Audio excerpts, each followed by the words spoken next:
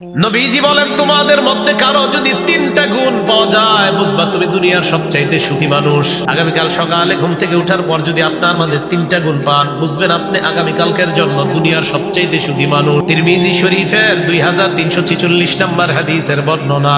নবীজি সাল্লাল্লাহু আলাইহি ওয়াসাল্লাম বলেন, মান আসবাহা মিনকুমুল ইয়াউমা আমিনান ফি সিরবিহি। তোমাদের কোন ব্যক্তি যদি সকাল এমন অবস্থায় হয়, ওই ব্যক্তির সকালটা যদি পরিবার নিয়ে ভালো আছে এমন অবস্থা হয়। এক নাম্বার, সকালবেলা ঘুম থেকে উঠা দেখছেন আপনি আপনার পরিবার নিয়ে খুব খুশি আছেন, সুখে আছেন। এক। দুই নাম্বার, মুআফান ফি জাসাদিহি, সকালে উঠে দেখলেন আপনার শরীরটা সুস্থ আছে। তিন নাম্বার, ওয়াইন্দাহু কুতু ইয়াউমিহি, আপনি দেখলেন আলহামদুলিল্লাহ আজকের একদিনের খাবার আমার কাছে আছে।